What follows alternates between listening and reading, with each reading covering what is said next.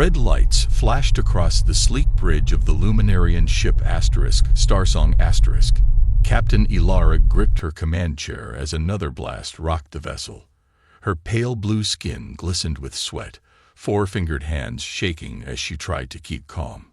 "Shields at 12%, Captain," called out her first officer, Valen. His voice wavered. Like all Luminarians, they were not made for conflict. Their kind came from a gentle world with low gravity and calm seas. Their bodies were tall and slim, with large, sensitive eyes adapted for the dim light of their twin suns. Through the main view screen, Ilara watched the Vrax ships circle her wounded vessel. The insect-like attackers had appeared from nowhere, demanding immediate surrender. When she had tried to explain they were simply a diplomatic mission, the Vrax had opened fire. "Can we jump to safety?" Ilara asked, though she already knew the answer. Valen shook his head. "Engines are damaged. We cannot escape." Another blast hit the Starsong **, stronger than before. The lights flickered, and several crew members cried out in fear. "They've breached the lower deck," reported the security officer. "They're boarding us." Ilara closed her eyes briefly. The Vrax Dominion was known for their cruelty. No one who surrendered to them was ever seen again.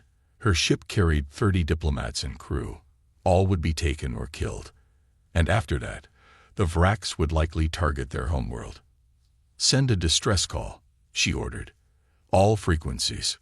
Valen looked up in surprise. "All frequencies? Even the restricted ones?" Ilara nodded firmly. "Even the human channels." A hush fell over the bridge. Everyone knew about humans.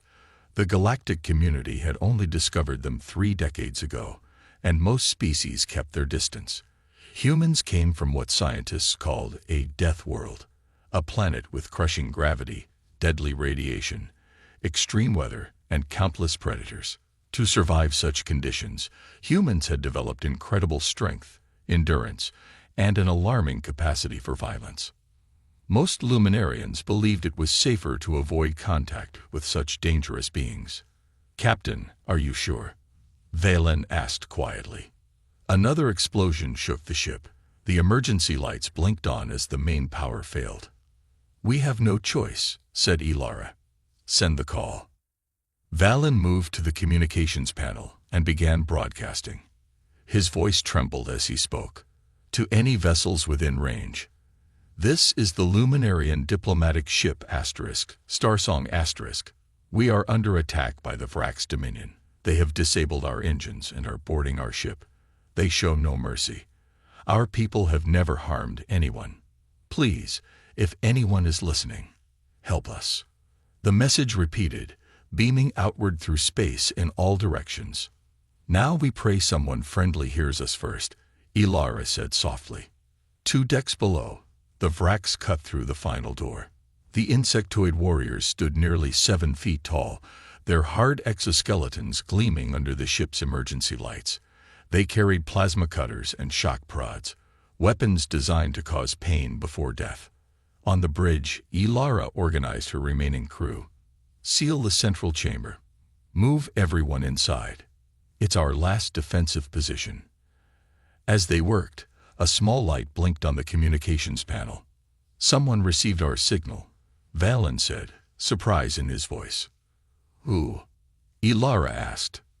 "It's coming from a place called Titan, a moon in the human solar system. Miles away, in the cold darkness of Saturn's largest moon." Communications officer Marcus sat up straight in his chair. The alien distress call had come through clearly despite the distance. His fingers flew across his console as he verified the signal was real. "Control, this is Titan Outpost," he said into his microphone.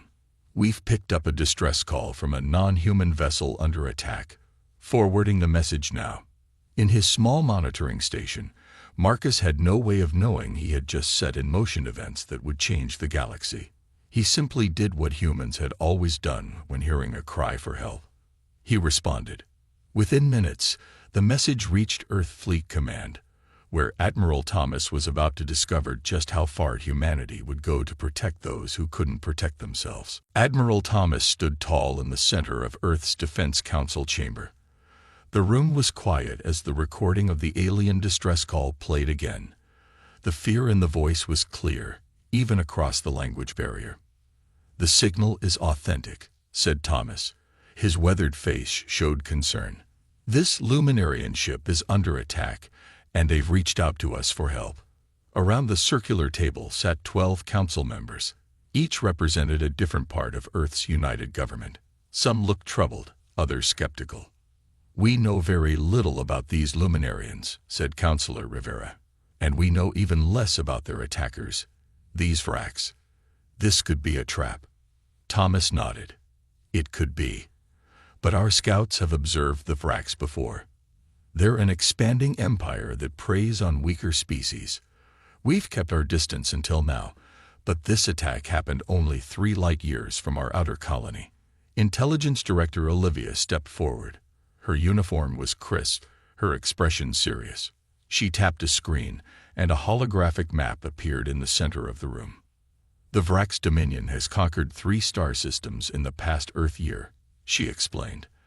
"They target peaceful species with limited military capabilities.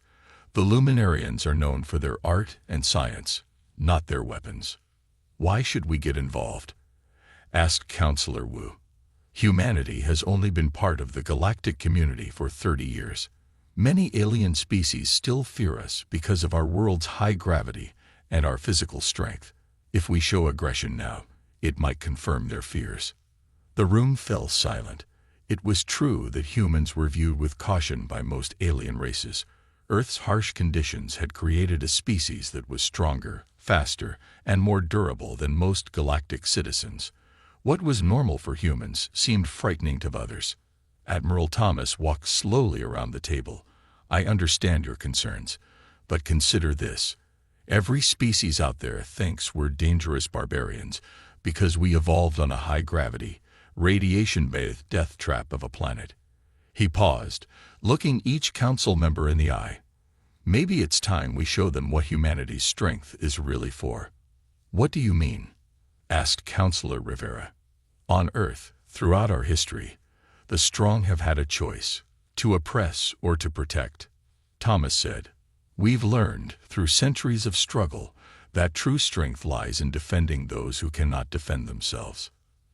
Director Olivia added, "The Vracs believe no one will help the Luminarians. They count on the fear they've spread. If we respond, we send a message to the entire galaxy." The council chamber grew quiet as everyone considered the implications. Then Councillor Wu spoke again, her voice firmer now. "If we turn our backs on a cry for help, what does that say about humanity?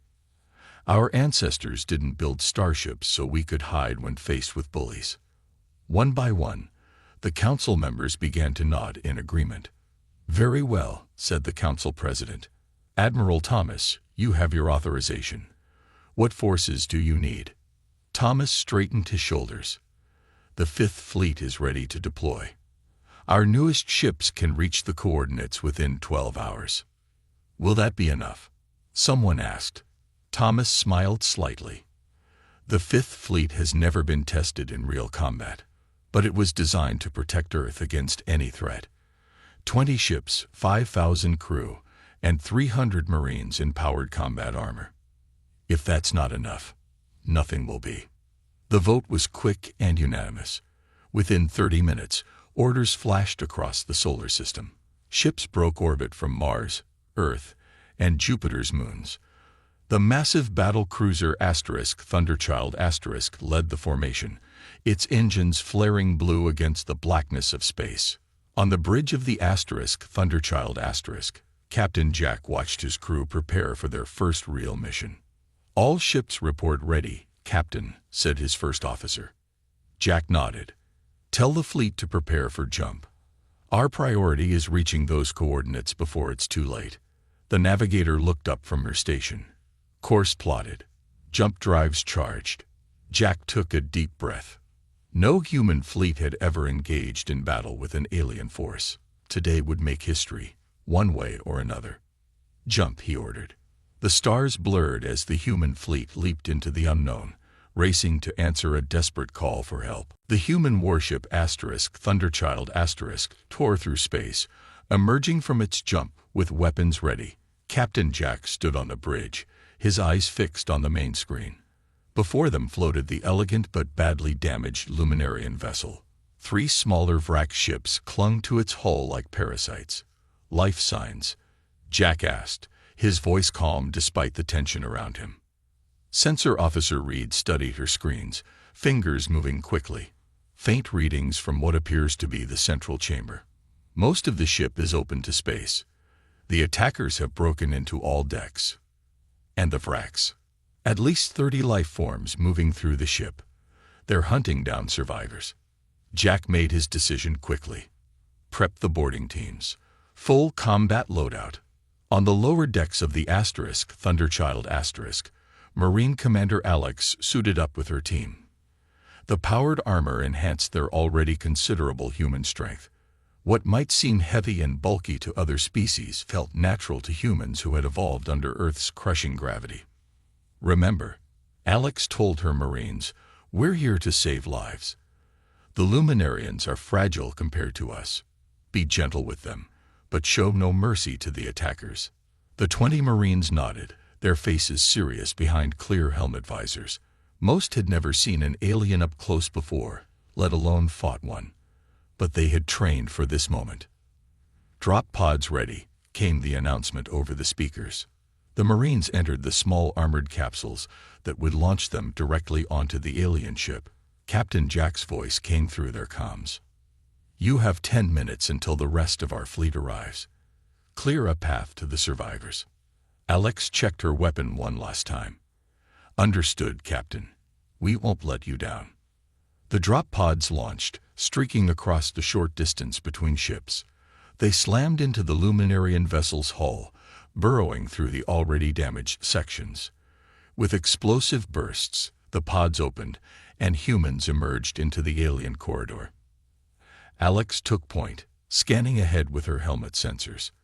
The ship's gravity was much lighter than Earth's, making the Marines feel as if they could leap incredible distances. They moved quickly through the corridors, following the life sign readings toward the central chamber. They encountered the first Vrax warriors at a junction. The insectoid aliens were tall, with hard exoskeletons and multiple limbs holding deadly weapons. They fired immediately, plasma bolts sizzling through the air. One bolt hit a Marine in the chest. On most species, it would have been fatal. But the human merely staggered back, his armor scorched but intact. The Vrax chittered in surprise. The Marines returned fire. Their weapons, designed for Earth's defenders, cut through the Vrax armor with ease. 3 aliens fell before the others retreated around a corner. "They're not used to resistance," Alex said. "Keep moving. The survivors don't have much time." The team pushed forward, encountering more resistance as they neared the central chamber. The Vrax fought fiercely but seemed shocked by the humans' resilience. Blows that should have killed instead only slowed the Marines momentarily. Finally, they'd reached a sealed door. Alex's scanner showed life signs beyond. "This is it," she said. "Cover me." She approached the door and called out to those inside. "We are humans from Earth. We received your distress call and are here to help. Please stand back from the door." After a moment, a weak voice responded through the door's communication system. You really came. The Deathworlders." "We're here to help," Alex repeated. "We need to get you to safety." With careful precision, the Marines cut through the sealed door. Inside, they found Captain Ilara and 11 surviving Luminarians huddled behind emergency barriers. The aliens were tall and slender with blue skin and large, sensitive eyes that widened at the sight of the armored humans.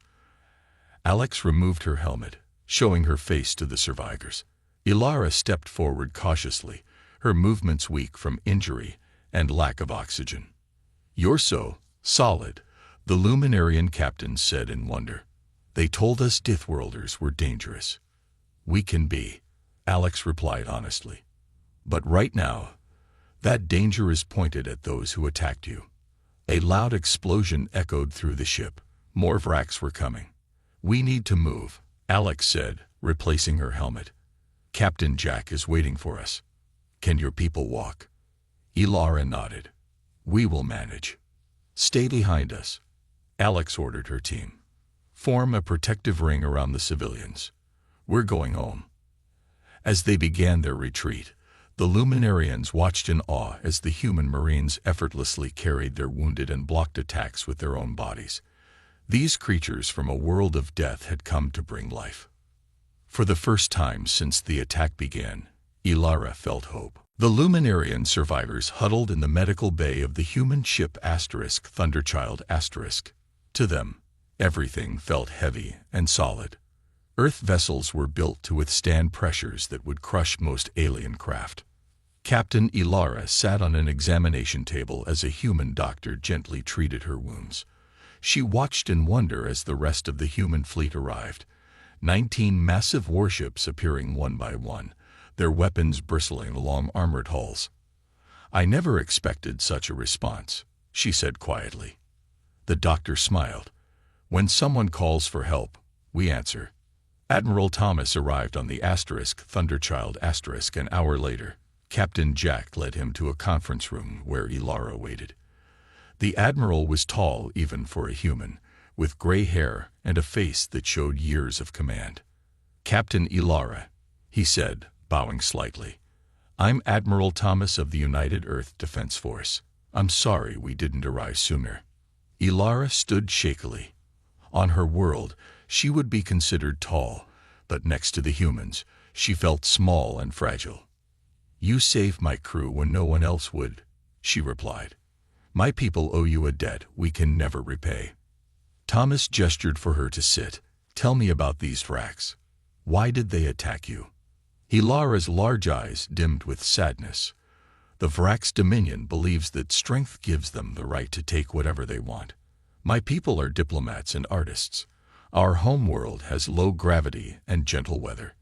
We never developed weapons like yours because we never needed them. Intelligence Officer Olivia entered the room, carrying a datapad. Admiral, we've extracted information from the captured Vrak's ship computers. She placed the pad on the table, showing maps of nearby star systems. The Vraks have been systematically targeting species they consider weak, mainly from low-gravity worlds with limited military capabilities. They've conquered 7 systems in the past year. Admiral Thomas studied the display. And they were counting on no one coming to your aid. Ilara nodded sadly. Most species fear confrontation with the Dominion, and few would risk themselves for others. Well, Thomas said with a grim smile, they haven't met humans before. A communication officer entered with an urgent message. Admiral, we're detecting multiple ships entering the system. Vrak's signatures. Thomas turned to the large view screen on the wall. It showed the edge of the star system where dozens of Vrak's warships were appearing. How many? He asked. 60 vessels and counting, sir. It appears to be their main battle fleet. Ilara gasped. They've never deployed so many ships at once, not even during the Nebulon conflict. Thomas's expression remained calm. They're angry that someone dared to interfere with their plans. On the command ship of the Vrak's fleet, High Commander Drak paced the bridge. His exoskeleton clicked against the metal floor with each step. Around him, his officers waited nervously. Show me these humans again, he demanded. A screen displayed images of the Earth vessels. Drak studied them with his compound eyes. Their ships are primitive, he said, built with thick armor like they expect to be hit. No elegance, no advanced shielding. His second-in-command stepped forward. But the reports from the boarding parties are concerning, High Commander. The human warriors shrugged off attacks that would kill most species, and their physical strength. Drak waved a clawed limb dismissively. They are from a high-gravity world. Yes, they are strong, but strength alone is not enough against our numbers. He turned to his communications officer. Send a message to the human admiral. Tell him to surrender the Luminarians and withdraw from this system immediately, or we will destroy his entire fleet. Back on the Thunderchild Admiral Thomas received the Vrax message. Captain Ilara washed his face, expecting to see fear. Instead, she saw something unexpected. Determination. They have 3 times our numbers, Captain Jack pointed out, and our fleet has never faced real combat. Thomas nodded. True, but we have advantages they don't understand. He turned to Ilara. Captain, I need to know everything about Vrax ships. Their weaknesses, their tactics, anything that might help us. You're not considering fighting them? Ilara asked, shocked. Even the largest military powers in the galaxy avoid direct conflict with the Vrax Dominion. Thomas smiled. On Earth, we have a saying. The only thing necessary for evil to triumph is for good people to do nothing. We're not going to do nothing. He turned to Captain Jack. Prepare the fleet for battle, and send a message to the Vrax. What should it say, Admiral? Thomas thought for a moment. Tell them. This is humanity's answer. No. As the human fleet began to move into defensive positions, Ilara realized she was witnessing something unprecedented. A species willing to face overwhelming odds not for conquest or resources, but simply because it was right. The storm was gathering, and the galaxy would never be the same after it broke. As the Vrax fleet gathered at the edge of the system, Admiral Thomas called a meeting on the Thunderchild Representatives from several nearby neutral worlds had arrived to observe the developing situation. The conference room was filled with beings of different shapes and sizes. Some had scales, others fur, and a few were partly mechanical. All of them watched the humans with a mixture of curiosity and fear. The Vrax claim humans have violated their sovereign territory, stated Ambassador Lorix, a tall reptilian from Nebulon. His forked tongue flicked out nervously as he spoke. We responded to a distress call from a diplomatic vessel under attack, countered Admiral Thomas. Under galactic law, that's not only permitted but expected of all spacefaring civilizations. The room filled with murmurs. Many species had long avoided such responsibilities, fearing the Vrax Dominion's power. You are newcomers to the galactic community, said another ambassador, this one floating in a tank of green liquid. Perhaps you do not understand the Vrax. They do not forgive. They do not forget. Thomas stood firm. Neither do humans. Captain Ilara, still weak from her ordeal, rose from her seat. The room quieted as she spoke. I must address this gathering, she said, her voice soft but determined. The Vrax attacked my ship without warning or reason. We were on a diplomatic mission. We carried no weapons. She activated a small device, projecting images of her ship before and during the attack. Then she showed recordings of other peaceful worlds conquered by the Vrax. They killed most of my crew, she continued. If not for the humans, my entire species might now be facing slavery or worse. The neutral observers shifted uncomfortably. They were moved by Ilara's words, but none offered direct assistance. The human fleet would stand alone. So be it, Thomas said as the delegates departed. We didn't expect help anyway. Back on the main deck, engineers Ben and Tara worked frantically on the fleet's weapon systems. They had studied the information from the captured Vrax ships and found a potential weakness. Their shields are strongest against energy weapons, Ben explained to a group of officers. But they have a frequency vulnerability we can exploit. Tara pointed to a diagram on her screen. If we modify our pulse cannons to hit this exact frequency, we might be able to disrupt their shield generators. Might? Asked Captain Jack. It's the best chance we have, Tara replied honestly. Their ships outnumber ours 3-1. Throughout the fleet, human crews prepared for battle. Many recorded messages for loved ones back on Earth. Despite the odds against them, morale remained high. This was what humans had always done. Stand against bullies, no matter the cost. In the engine room of the Thunderchild Engineer Ben was surprised to find a Luminarian watching him work. It was Valen, Ilara's first officer. "May I ask you something?" Valen said hesitantly. Ben nodded, continuing to adjust the power couplings. "Why aren't you more afraid?" Valen asked. "Your people are about to face an enemy that has conquered dozens of worlds. The odds of survival are not good." Ben paused, considering the question. "On Earth, we have a saying. The only thing necessary for evil to triumph is for good people to do nothing. We're doing something, even if it costs your lives." "Especially then," Ben replied. "Throughout our history, humans have learned that some things are worth dying for. Freedom, justice, the right of people to live without fear." Valen studied the human with new understanding. "The galaxy has misunderstood your kind. We saw your strength and assumed you would use it as the Vrax do, to dominate others. Some humans have tried that path," Ben admitted. "But we learned it leads nowhere good. Real strength isn't about how hard you can hit. It's about what you're willing to stand up for."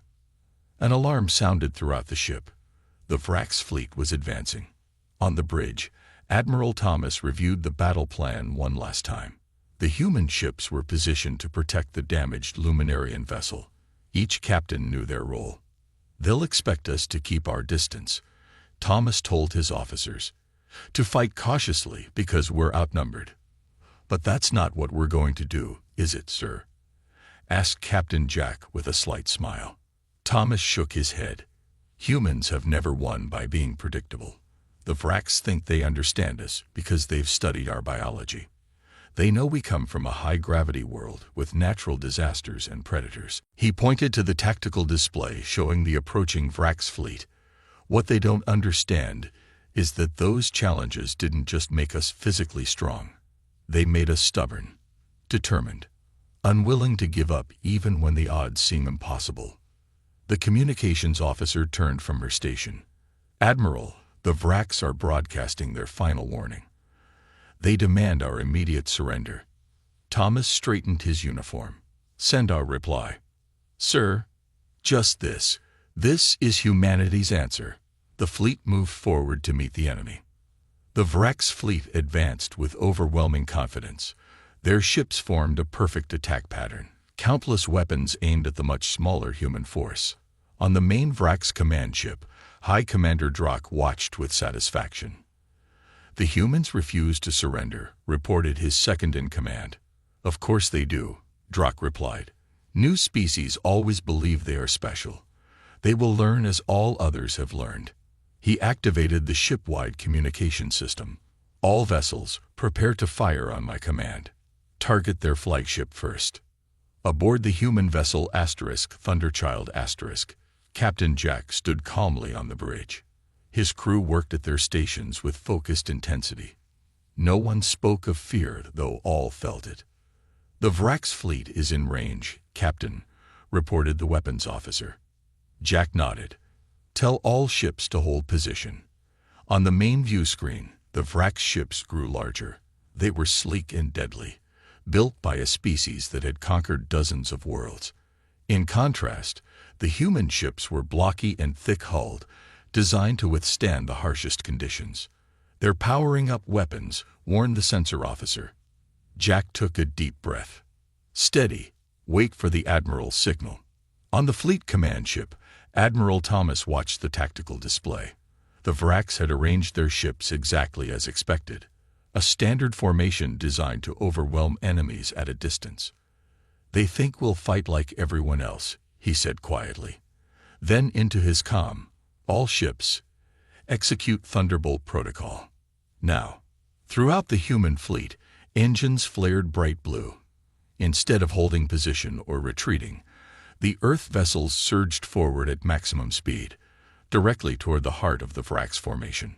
On his command ship, Drock's compound eyes widened in surprise. "What are they doing?" "They're charging us," his tactical officer replied, mandibles clicking in confusion. "Fire all weapons," Drock ordered. The Vrax fleet unleashed a devastating barrage. Energy beams and plasma torpedoes streaked across space toward the human ships. Many found their targets, explosions blooming across human hulls. But the human vessels didn't slow down. Their thick armor, designed to withstand Earth's crushing atmospheric pressures and violent storms, absorbed punishment that would have shattered most alien craft. "Continue firing," Drock demanded as the distance closed rapidly. Then the human ships did something no species had ever attempted against the Vracs. Instead of trying to maintain distance for an energy weapon exchange, they smashed directly into the Vracs formation, breaking their perfect battle lines. The space battle transformed from a long-range bombardment into a chaotic close-quarters fight. Human ships targeted Vracs vessels at point-blank range, their modified weapons punching through the alien shields. "Their shields are failing," shouted Terra from the engineering station on the Thunderchild *. "The frequency modifications are working." Captain Jack didn't waste the advantage. "Launch boarding teams. Target their command ships." Across the human fleet, Marines in powered armor launched in drop pods. They smashed through the hulls of Vracs vessels and stormed inside. The Vracs, used to enemies who surrendered quickly, found themselves fighting an adversary that grew more determined with each setback. The Thunderchild * took heavy damage as it engaged 3 Vracs cruisers simultaneously. Fires burned on 2 decks, and the port weapons array was destroyed. But Captain Jack kept pressing the attack. "We can't outgun them," he told his crew, "but we can outlast them." On the bridge of his flagship, Vracs High Commander Drock watched in disbelief as his carefully orchestrated formation disintegrated. Reports flooded in from across his fleet. Human boarding parties cutting through Vracs warriors, ships being disabled by the modified human weapons, captains breaking formation in confusion. "This cannot be happening," he hissed. "They are primitives. Newcomers. How are they doing this?" His tactical officer's voice shook as he replied, "They fight like nothing we've ever seen, Commander. They take damage that would destroy our ships and keep advancing. And they're warriors." "What about them?" Drock demanded. "They're unstoppable in close combat. Our reports say they can break through bulkheads with their armored suits, and they don't retreat, even when wounded."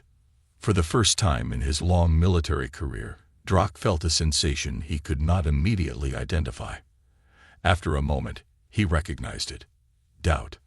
The tide turned when the modified human weapons developed by Ben and Terra proved devastatingly effective against more Vracs ships. As their defensive systems failed, the Vracs commanders began to retreat, then flee in disarray. "They're breaking formation," reported Captain Jack. "The ones that can still move are trying to escape." Admiral Thomas's voice came through the comm. "Let them go. We've made our point." As the remaining Vracs ships fled, the human crews began damage assessment and rescue operations. The cost had been high. 3 ships completely destroyed, 5 heavily damaged, and hundreds of crew members dead or wounded. But as the Vracs disappeared from the system, a cheer went up across the human fleet. They had faced an enemy that had terrorized the galaxy for decades, and they had won. 2 weeks after the battle, the observation deck of the human flagship was filled with visitors. Ships from dozens of worlds had arrived to witness the unexpected outcome. The Vracs Dominion, long feared throughout the sector, had signed a peace treaty and agreed to return territories seized from peaceful species. Admiral Thomas stood by the large viewport, watching the gathered diplomatic vessels. Beside him, Captain Ilara had recovered much of her strength, though she still moved carefully. "Your people have changed how the galaxy sees Deathworlders," she said, her large eyes reflecting the starlight. "For so long, species from high-gravity, high-radiation worlds were feared for their physical capabilities. We assumed those who evolved in constant danger would use that strength to dominate others." Thomas smiled. "Perhaps it's because we evolved facing constant threats that we understand the value of protection. On Earth, we learned long ago that true strength isn't measured by your ability to harm, but by your willingness to defend." The door opened, and Captain Jack entered with several alien diplomats. One of them, a representative from a world recently freed from Frax control, stepped forward. "My government wishes to establish a formal alliance with Earth," the diplomat said. "We have much to offer in trade, and we would welcome your protection." By the end of the day, 7 different species had signed defense agreements with Earth. It was the beginning of something new in the galaxy, an alliance based not on fear but mutual respect. On the medical deck, Engineer Ben visited the wounded Marines. Many would recover fully thanks to their natural human resilience and advanced medical technology. Some would bear scars, but none regretted the fight they had chosen. "The Luminarians are organizing a ceremony to honor our dead," Ben told them. "They say it's the highest form of respect in their culture." One of the Marines, her arm in a regeneration cast, nodded. "We would have done the same for any call for help. That's who we are." Across the galaxy, news of the battle spread quickly.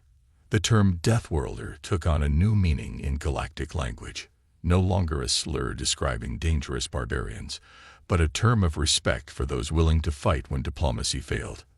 3 months later, a fleet of human ships patrolled trade routes once threatened by raiders and pirates. The Vrax had withdrawn to their original borders, their appetite for conquest diminished by their first true defeat. On the Luminarian homeworld, a memorial had been built to honor the humans who died defending strangers.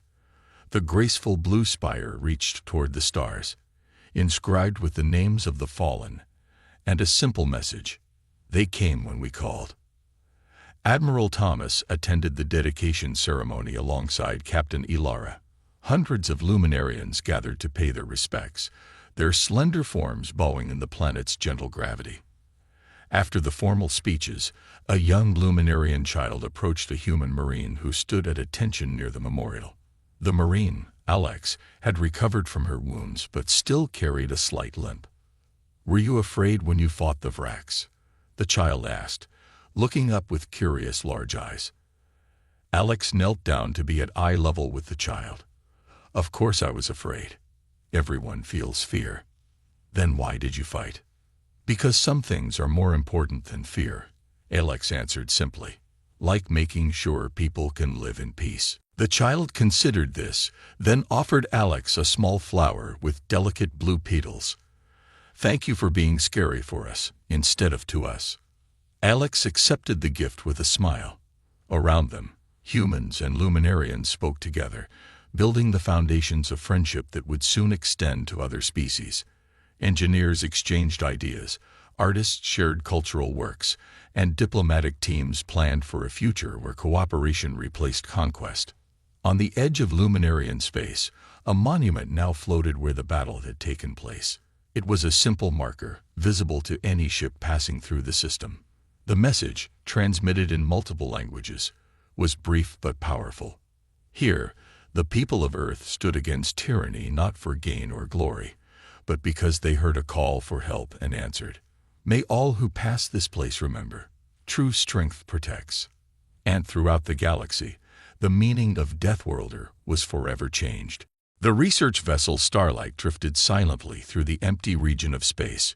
Its smooth pearl-white hull reflected the distant starlight as it moved slowly toward a small asteroid field.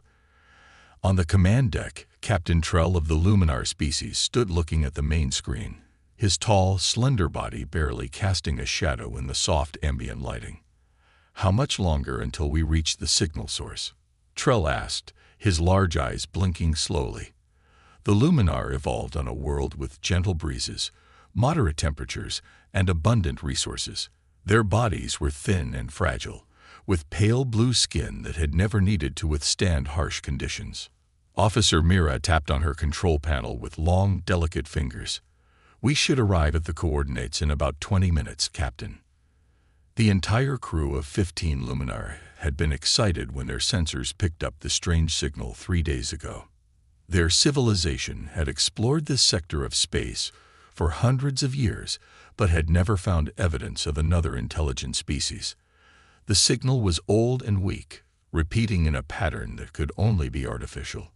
"Put the signal on the main speakers," Trell ordered. A series of beeps and clicks filled the command deck. The pattern repeated every 12 seconds, A clear sign of purpose and design. It matches nothing in our database, said Len, the ship's communications expert. But the mathematical sequence suggests it's a distress call of some kind. Trell nodded thoughtfully. The signal appears to be very old. Whoever sent it may be long gone.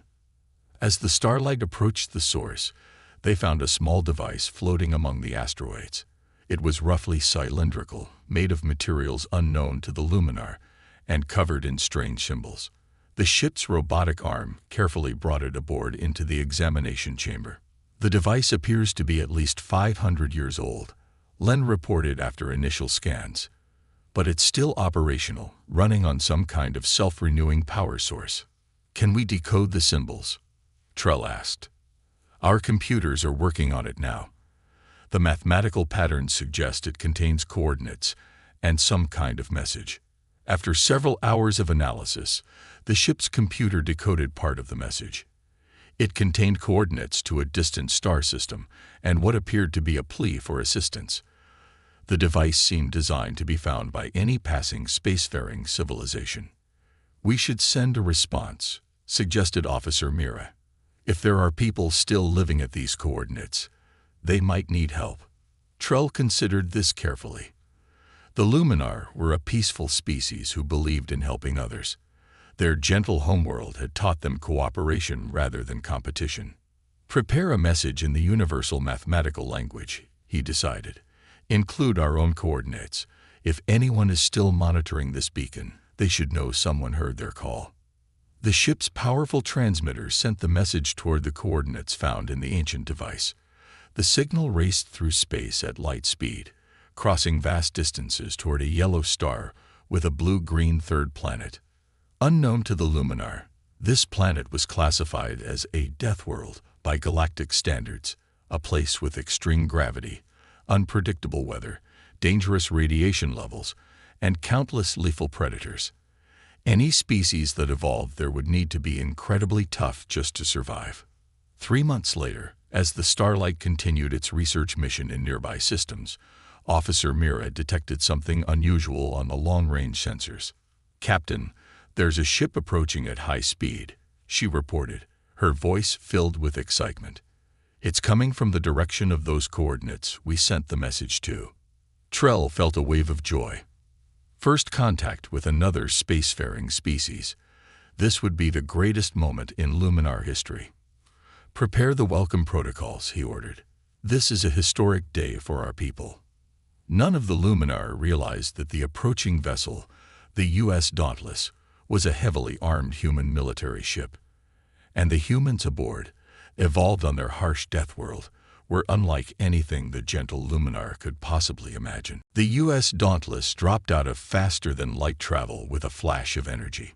It was a massive ship, dark gray with red markings, its hull covered in armor plating and weapon systems. The vessel had been built for combat and rescue operations in the most dangerous regions of space. On the bridge, Commander Jack Stone stood with his feet planted firmly on the deck. He was tall and muscular, with short brown hair and a face marked by small scars from past battles. Sensors, what do we have? Commander Stone asked. Lieutenant Tom Murray studied the screens at his station.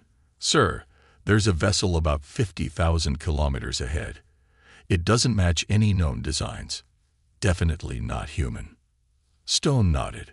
3 months ago, Earth's deep space monitoring stations had picked up what appeared to be a distress signal. After weeks of analysis, they determined it was a first contact message from an alien civilization. As humanity's most advanced military vessel, the Dauntless had been sent to investigate and offer assistance if needed. Are they armed? Stone asked. No visible weapons systems, sir, Murray replied. The ship appears to be some kind of research vessel. Its hull would barely withstand a meteorite impact, let alone weapons fire. Stone frowned. Open a communication channel. Let's introduce ourselves. The main screen flickered to life, showing the interior of the alien ship. The humans stared in surprise at the creatures they saw. The aliens were tall and thin with delicate limbs, large eyes, and blue skin. They looked almost like walking sculptures made of glass that might break with the slightest touch. "This is Commander Jack Stone of the U.S. Dauntless, representing Earth. We received your distress signal and have come to offer assistance." The alien captain seemed to tremble slightly. When he spoke, the ship's computer translated his musical language. "I am Captain Trell of the research vessel Starlight. We sent no distress signal. We found an ancient beacon and responded to it." Stone's eyes narrowed. "You didn't send the signal? Then who did?" "The beacon appears to be hundreds of years old," Trell explained. "We believed we were making first contact with whoever left it." As they spoke, the Luminar crew stared at the humans with growing fear. The human bodies looked impossibly dense and solid. Their movements were quick and powerful. Even through the view screen, the Luminar could sense something deeply unsettling about these creatures. "Permission to come aboard your vessel for a face-to-face meeting," Stone suggested. The Luminar captain hesitated, then reluctantly agreed. 30 minutes later, a small shuttle from the Dauntless docked with the Starlight. Commander Stone and Lieutenant Maria Drake, the ship's science officer, stepped through the airlock into the alien vessel. The gravity was much lighter than Earth's, making them feel as if they might float away with each step. The Luminar crew backed away as the humans entered. To the aliens, the humans moved in a terrifying way. Too fast, too solid, too predatory. "Your gravity is set quite low," Drake commented, trying to be friendly. "This is normal gravity for us," Trell explained nervously. You come from a high-gravity world. Earth has about 3 times this gravity," Stone said casually. The Luminar exchanged horrified glances. Only Deathworlds had gravity that high. "And your atmosphere?" asked Officer Mira, her voice shaking. "Nitrogen-oxygen mix, about 21% oxygen," Drake replied. The Luminar scientist looked as if she might faint. Such high oxygen levels would cause fires everywhere. Stone shrugged. "We manage fine." As the meeting continued, the Luminar learned more alarming facts about humans. They could survive temperature variations of over 100 degrees. Their bones could heal after breaking. They contained iron in their blood. Most terrifying of all, they had evolved as pursuit predators who could chase prey until it collapsed from exhaustion. By the end of the meeting, Captain Trell understood the terrible mistake they had made. They had broadcast their coordinates across the galaxy, and in response, they had awakened something ancient and powerful, a species that had conquered a world so deadly that its very existence should have been impossible. Lieutenant Alex Reed, the Dauntless's xenobiologist, sat across from Officer Mira in the Luminar ship's meeting room. The table between them was set with refreshments from both vessels. The human side held steel cups of water and protein bars. The Luminar side had delicate glass bowls of glowing blue liquid. "So your people have never experienced war?" Reed asked, taking notes on his tablet. Mira tilted her head in confusion. "War? We understand the concept from our theoretical studies of evolutionary development, but no. Luminar have always worked together to solve problems." Reed nodded, trying to hide his surprise. "And what about personal violence? Do Luminar ever fight each other?" "Fight? Physically attack another Luminar?" Mira's large eyes widened. "That would be unthinkable. Our bodies are too fragile. Even a small impact can break our bones." Reed glanced down at his notes. The Luminar had evolved on a world with stable weather, few natural disasters, abundant food, and most importantly, no predators. Their bodies had never needed to develop strong muscles or dense bones. They had never experienced the constant danger that shaped human evolution. "Let me understand correctly," Reed said slowly. "Your species has never needed to defend itself against predators." "Predators?" Mira repeated the unfamiliar word. "Animals that hunt and eat other animals."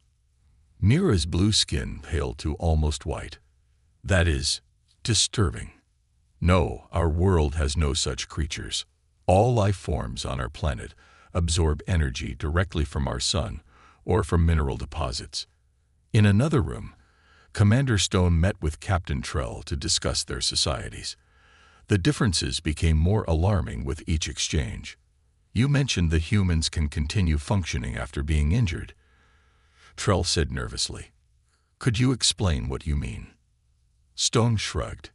"If a human breaks an arm, we set the bone, put it in a cast, and keep working. It heals in a few weeks." "Heals?" Trell whispered. "You mean regrows?" "Well, yes. Don't luminar bones heal?" Trell shook his head slowly. "If a luminar suffers a broken bone, they are permanently disabled. No regeneration occurs." Stone's eyebrows rose in surprise. "What about cuts or wounds?" "A serious cut would be life-threatening," Trell explained. "Our healing processes are very slow." As these conversations continued throughout the day, both species began to understand how different they truly were. The humans learned that the luminar lived for over 300 years, but were so fragile that even a fall could kill them. The luminar discovered that humans needed to sleep every day, ate the flesh of other creatures, and could survive injuries that would be fatal to any luminar. By evening, the luminar crew had begun using the term Deathworlder when discussing the humans in private. "They come from a world that should not support intelligent life," Officer Len told his colleagues. "High gravity, high oxygen, extreme temperatures, constant threats from predators, and natural disasters. These conditions should prevent advanced civilization from developing." Yet they not only survived but thrived, Mira added. "Their bodies are built to endure conditions that would kill us instantly." Captain Trell looked out a viewing port at the massive human ship floating nearby. Its weapon systems could destroy the starlight with a single blast. "We must be careful," he said quietly. "These humans mean well, but they don't understand their own danger. A casual gesture from them could break our bones. What they consider a light tap could shatter our skulls." "Should we warn the Galactic Council?" Len asked. Before Trell could answer, the ship's alarms began to sound. On the main screen, a new vessel appeared, dropping out of faster-than-light travel. It was enormous and covered in sharp blade-like extensions. Officer Mira gasped. "It's a Kravax warship." The Luminar crew froze in terror. The situation had just become much worse. The Kravax warship loomed in the view screen, its dark metal hull covered in weapon ports.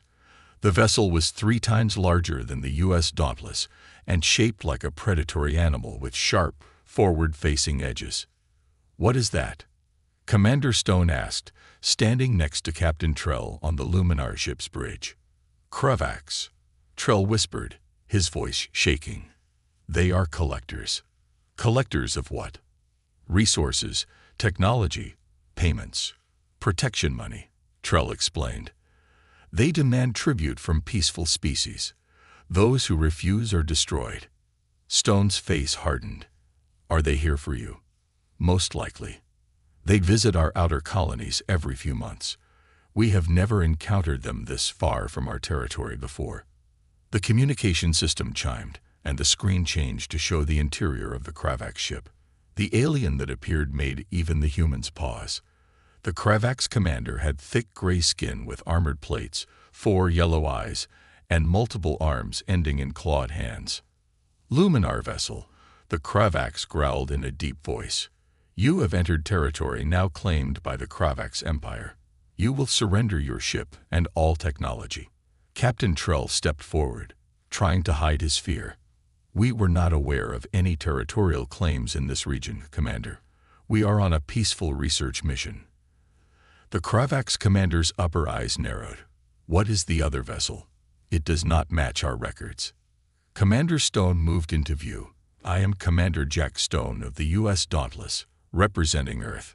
The Kravax paused, clearly searching through data. "Earth is not in our database. Explain your presence." "We received a signal that we interpreted as a distress call. We came to offer assistance." The Kravax commander made a sound like grinding metal, which the translation system identified as laughter. "How unfortunate for you. Your vessel will also be claimed for study. Prepare to be boarded. The screen went dark. Stone immediately tapped his communication device. Dauntless, this is Commander Stone. Battle stations. The Kravax vessel is hostile. Prepare defensive positions and ready weapons. Captain Trell grabbed Stone's arm in panic. You cannot fight them. The Kravax have destroyed entire civilizations. Their technology is far superior to yours. Stone gently removed the Luminar's hand. Captain, my ship is designed for combat. We don't surrender to threats. But their hull is made of reinforced metallic compounds that can withstand. We'll find a way, Stone interrupted. That's what humans do. Back on the Dauntless, the crew rushed to battle stations. Lieutenant Tom Murray activated the ship's weapon systems, while Lieutenant Maria Drake analyzed the Kravax vessel's design. Their ship has multiple weak points, Drake reported. The weapon ports create structural vulnerabilities. Good, Stone replied through the communication link. Target those areas. I'm returning to the ship. Captain Trell followed Stone to the shuttle bay, still trying to convince him to surrender. Commander, please. The Kravax will destroy both our vessels if you resist. Perhaps we can negotiate. Listen carefully, Stone said, turning to face the alien captain. These Kravax prey on your people because you cannot fight back. That ends today. Get your crew to safety pods in case your ship is damaged. The Luminar captain stared at the human in disbelief. You would risk your lives for strangers.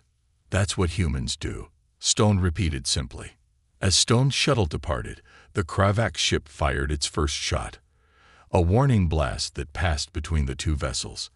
The energy beam was powerful enough to disrupt the Starlight systems temporarily. From the safety of their ship, the Luminar crew watched in fascination and horror as the much smaller human vessel moved into attack position. Instead of retreating from the massive Kravax warship, the Dauntless advanced toward it. They're going to be destroyed, Officer Len whispered. Captain Trell wasn't so sure. He had begun to understand that these humans, these Deathworlders, operated by different rules. They had evolved facing constant threats and had learned not just to survive them, but to overcome them. The Kravax fired again, this time directly at the Dauntless. What happened next would change the Luminar's view of the universe forever. The energy beam from the Kravax warship struck the Dauntless directly. For a moment, the human ship's shields flared bright blue against the dark of space. The Luminar crew watching from their vessel held their breath, expecting to see the Dauntless break apart. Instead, the human ship emerged from the blast with minimal damage and immediately returned fire. 4 precision missiles launched from the Dauntless, each targeting a different weapon port on the Kravax vessel. The explosions caused the massive warship to shudder visibly. Impossible, whispered Officer Len as he watched the battle unfold on the Starlight's main screen. Their weapons shouldn't be able to penetrate Kravax armor. Captain Trell leaned forward, eyes wide. The humans targeted the weak points in the weapon ports. How did they identify them so quickly? The Kravax responded with a barrage of energy blasts, most of which the Dauntless evaded with surprising speed and agility. The few hits that landed seemed to cause only minor damage to the human vessel. On the bridge of the Dauntless, Commander Stone stood calmly giving orders as the ship shook around him. Target their engine systems, he commanded. Lieutenant Murray, prepare boarding teams. We're going to take that ship. Take it? Murray asked in surprise. Sir, that ship is enormous. Which means we'll have room to move, Stone replied with a grim smile. Humans work best in close quarters combat. The Dauntless launched another volley of missiles, this time targeting the Kravax ship's propulsion systems. As the explosions rocked the enemy vessel, 3 smaller craft detached from the Dauntless and sped toward the damaged areas of the Kravax hull. Back on the Luminar ship, the crew watched in disbelief as the human boarding shuttles attached themselves to the Kravax vessel. They're boarding. Officer Mira gasped. But the Kravax are physically superior to even the humans. They stand twice as tall and have natural armor. Look, Len pointed to the screen, which now showed a communication feed from inside the Kravax ship. The humans had breached the hull and were moving through the corridors in combat suits that enhanced their already considerable strength. The Kravax defenders were larger and naturally armored, but the humans moved with shocking speed and coordination. They fought in ways the Luminar had never imagined possible. When a human soldier was struck by a Kravax energy weapon, he simply kept fighting despite his injury. When another human was thrown against a wall with enough force to break Luminar bones, she rolled to her feet and continued the attack. The humans used the Kravax's size against them, moving into spaces too small for the larger aliens to follow. Their endurance is unbelievable, Captain Trell observed. They're injured but continue fighting. The internal atmosphere of a Kravax ship is toxic to most species, Len noted, yet the humans are only using basic breathing masks. The battle inside the Kravax ship lasted less than 30 minutes. The alien crew, despite their physical advantages, retreated from the relentless human assault. Eventually, the communication system chimed, and Commander Stone's face appeared on the screen. He was standing on the bridge of the Kravax vessel, a cut on his forehead slowly dripping blood, but otherwise looking untroubled. "Captain Trell, the Kravax ship is secure," he reported. "Their commander has surrendered." The Luminar crew stared in stunned silence. "How?" Trell finally managed to ask. "How did you defeat them so quickly?" Stone shrugged. "We're used to fighting against bad odds. Earth has taught us to adapt to almost any situation." He wiped the blood from his face without seeming to notice the wound. "We'll need to interrogate the Kravax commander to learn more about their operations in this sector." As the communication ended, the Luminar crew looked at each other in a new kind of fear. They had just witnessed what happened when humans, creatures evolved on a death world of constant challenges, were unleashed against an enemy.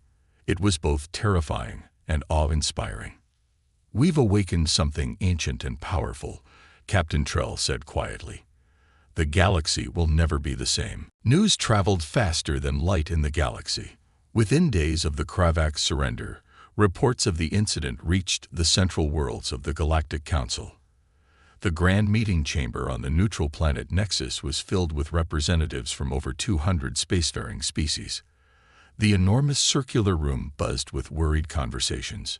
Council leader Vorn, an elder from a species known for their wisdom, called the emergency session to order.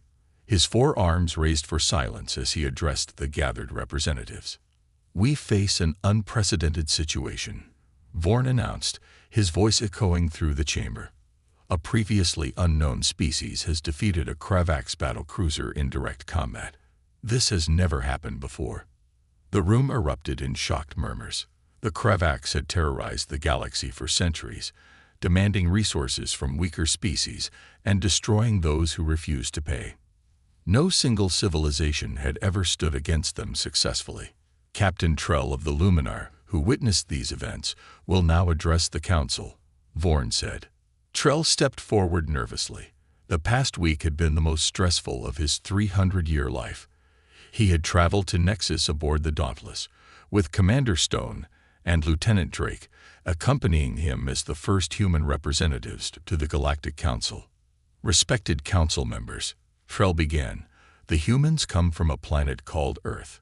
It is what we would classify as a death world. High gravity, extreme weather patterns, high oxygen content, and filled with predatory life forms.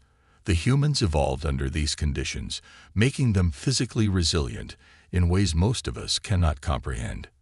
Images of Earth appeared on the large screens around the chamber. Hurricanes, volcanoes, predatory animals, and humans engaging in activities that seemed suicidal to most galactic species, like climbing mountains without safety equipment or swimming in powerful ocean currents.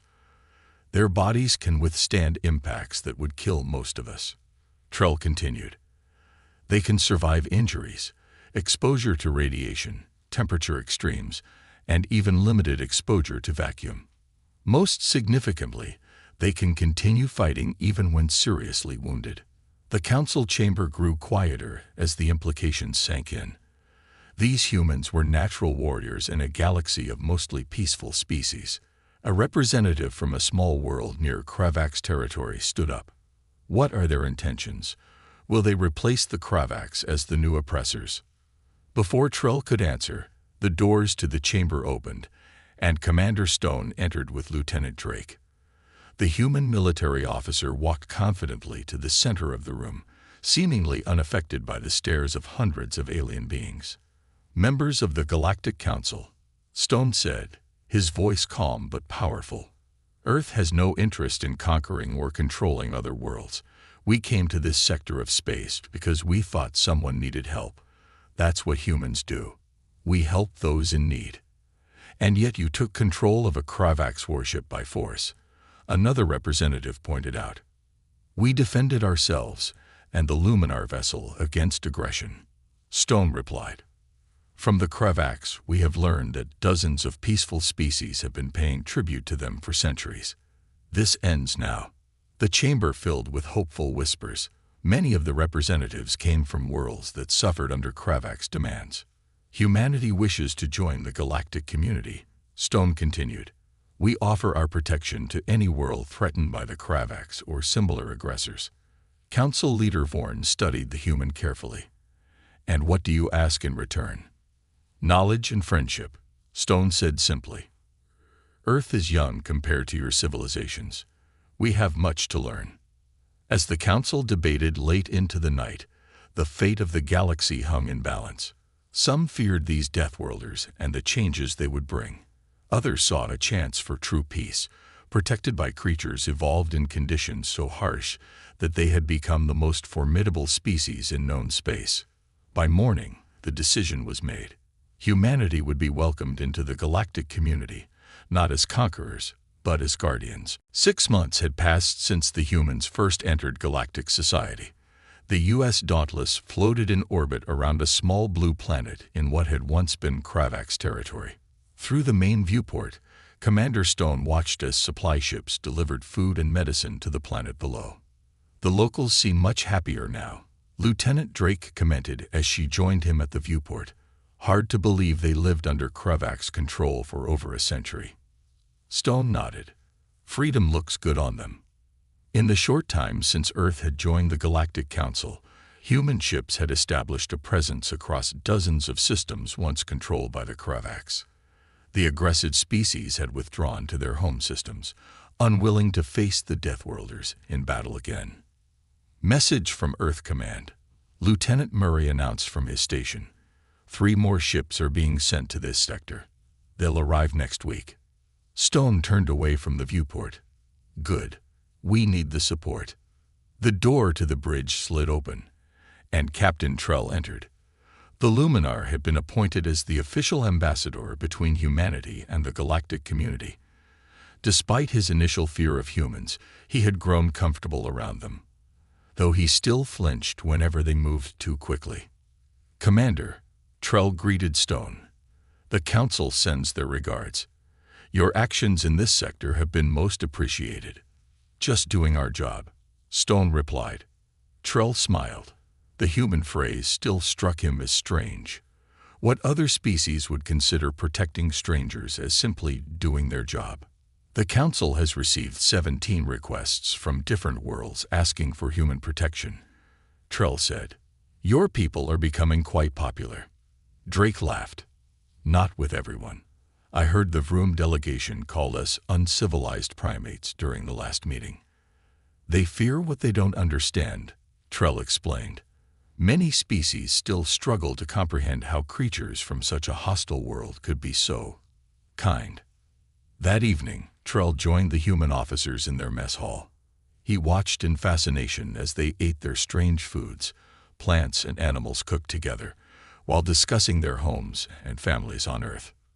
"Do you regret it?" Stone asked suddenly, turning to Trell.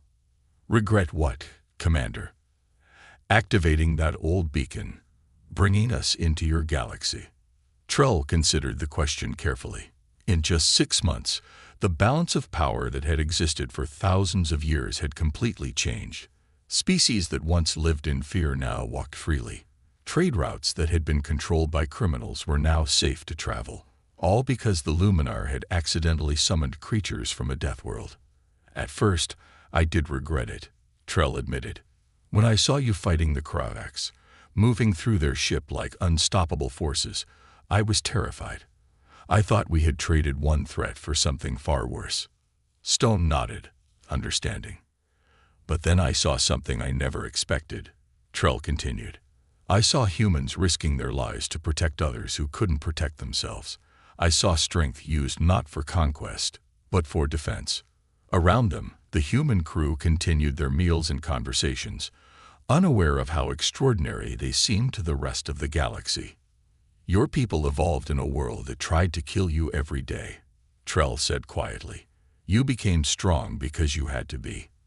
The rest of us evolved in gentler environments, and we became vulnerable. Perhaps the galaxy needed balance. Stone smiled slightly. Reluctant guardians, that's what we are. Yes, Trell agreed, raising his cup in a gesture he had learned from the humans. To reluctant guardians. As the human ships continued their patrols through once dangerous sectors, bringing peace to worlds that had known only fear, Trell couldn't help but wonder what the future would bring.